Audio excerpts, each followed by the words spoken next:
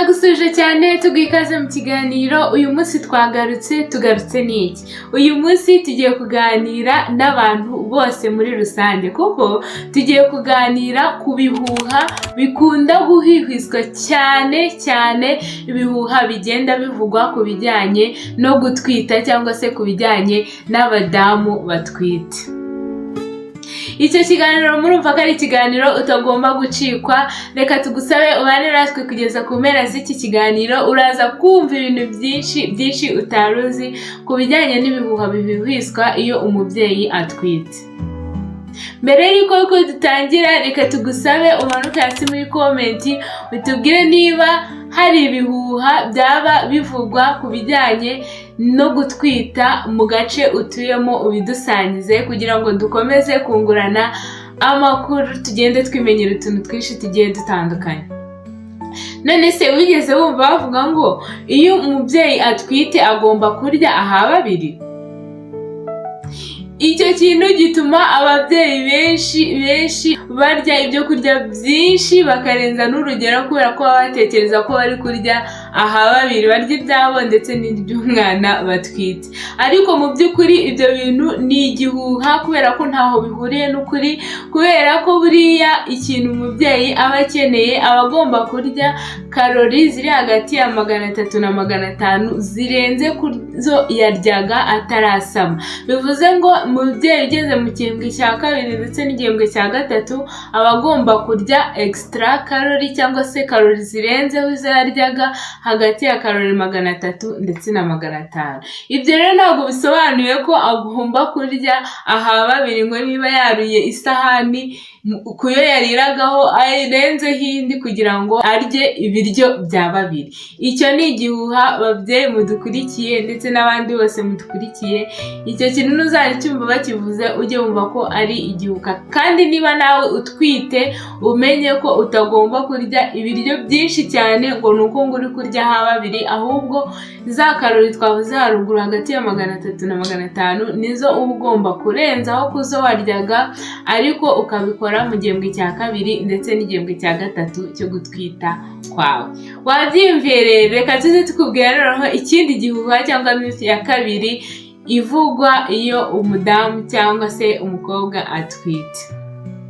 None se wigeze wumva ko bavuga ko icyo utwariye cyangwa se craving, icyo watwariye buriya ari cyo umwana aba agusabye, ari cyo aba yumva ashaka?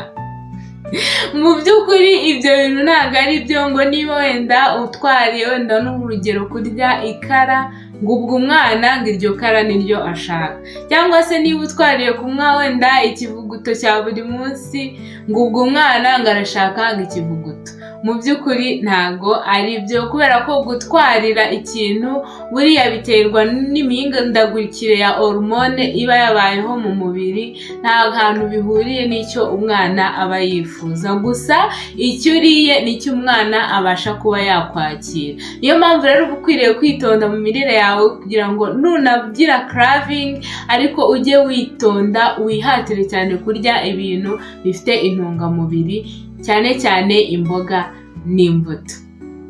Iyo niyo myth cyangwa se igihuha cya kabiri kivugwa mu gutwita k'umudamu. Reka tuze tukubwira igihuha cya gatatu. Igihuha cya gatatu ni igihuha kijyanye na morning sickness, cyangwa se kwa kundi ugira ibibazo mu gitondo ubyutse cyangwa se n'ikindi gihe. Bakunze kuvuga rero ko ibyo bibazo cyangwa morning sickness ngo uyigira iyo ari mu gitondo gusa.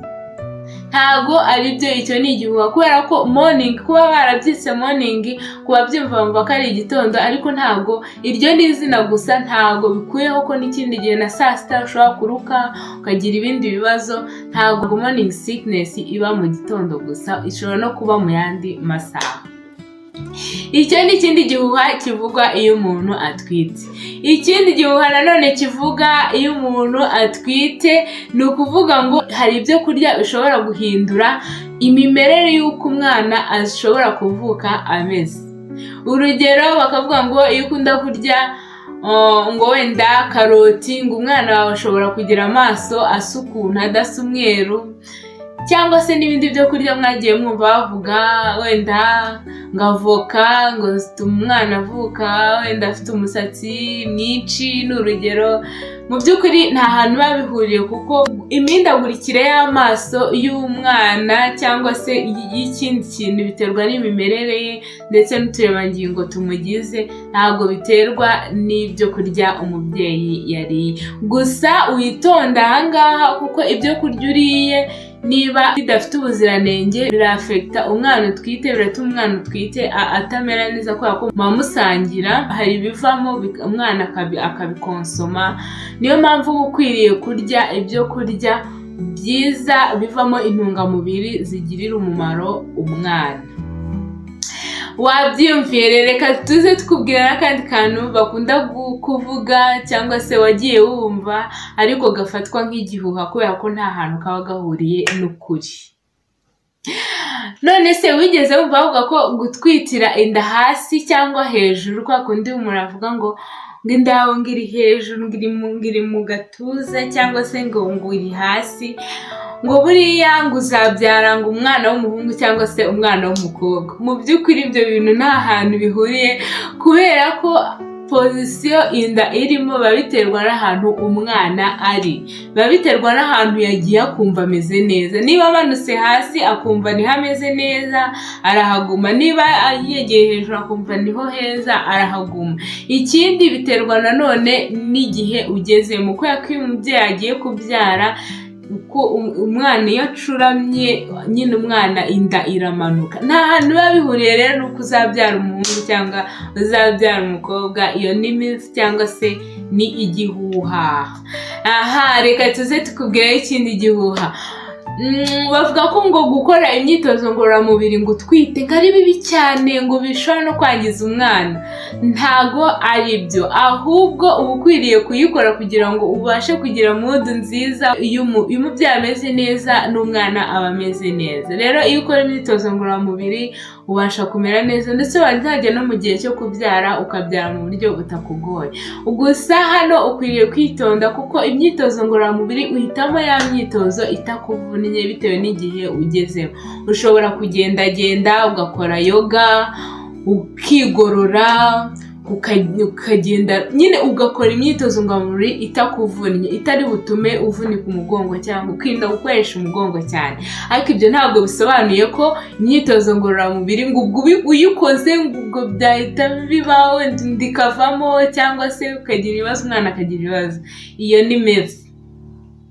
Noneho indi myth cyangwa se ikindi gihuha ni uko bavuga ko gukora imibonano mpuzabitsina utwite ngo ari bibi cyane, ngo uba uri kwangiza umwana, ngo cyane cyane muri cya gihembwe cya 2 n'icya 3 ngo ushobora kuyikora umwana ngo akagira ibibazo, keretse mu gihe muganga yabonye ufite ibibazo akakubuza gukora imibonano mpuzabitsina. Icyo gihe uba ukwiriye kubireka, ariko ntabwo bivuze ko totali cyangwa se burundu gukora imibonano mpuzabitsina mu gihe utwite ari bibi byangiza umwana. Icyo ni igihuha, keretse mu gihe ufite ikibazo muganga yagusuzumye akabona ufite ikibazo gituma iyo mibonano utemerewe kuyikora. Igihe yabikubujije uba ukwiriye kugira gute kubireka.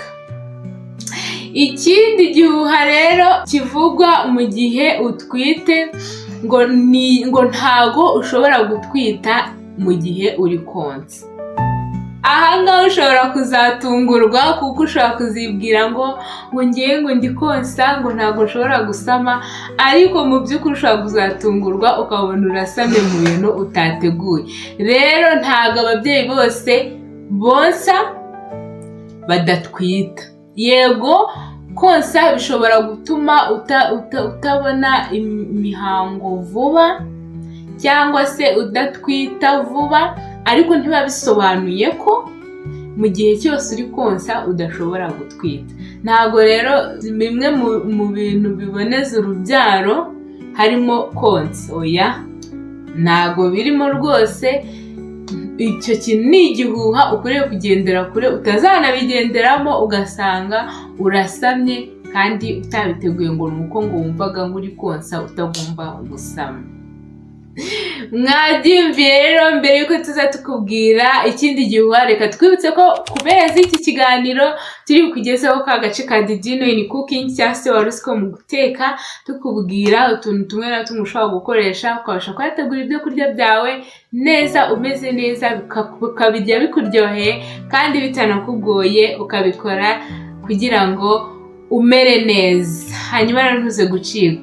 Ikindi kintu gishobora kuba kivugwa hanze, ushobora kuba waranumvishe ku badamu batwite ariko mu by'ukuri ari igihuha, ngo ni uko ngo udashobora guterura ngo ikintu kiremereye, ngo ubwo iyo uteruye ikintu kiremereye ngo inda ishobora kuvamo, cyangwa se ngo ugashobora kuba wagira ibindi bibazo. Mu by'ukuri ukuri ni ntago ari byiza guterura ibintu biremereye cyane bigutsikamira, ariko nanone ntabwo bisobanuye ko udashobora guterura akantu ushobora gutwara mu ntoki. Hari abantu rero babyitwaza b'ababyeyi inshuti zanjye, ugasanga umuntu niba yarasamye umva nta kintu ashaka gukora, n'ibasi iri mu byombo ntashobora kuyiterura, ntashobora no kujya guhaha ngo atware utuntu mu ntoki, wapi, ngo baramubwiye ngo iyo umuntu ateruye ibintu biremereye ngo inda ishobora kuvamo. Ntabwo ari byo, keretse niba hari indi ndwara ufite, muganga akaba yarakubwiye ati madamu nubwo utwite ariko wirinde guterura ikintu icyo ari cyo cyose gishobora kukuvuna.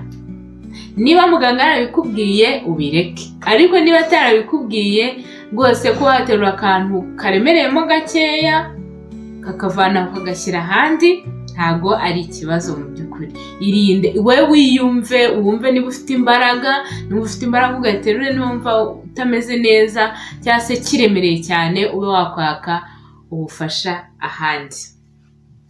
Hanyuma rero reka tuze tukubwira n'ikindi cya nyuma abantu bakunda kuvuga, mu by'ukuri ari igihuha ariko abantu bakabifatamo nk'ukuri, ngo ntabwo ngo ikinya gishobora kugufata ngo iyo ugiye kubyara, tuvuge ni urugero bagiye kugutera anesthesi mu gihe wenda bagiye kukubaga ugiye kubyara, ngo ntabwo gishobora kugufata ikinya ngo kubera ko ufite tatuwaje, tatu murazizi abantu bishyiraho, ngo ntabwo ikinya cyagufata ufite tatu.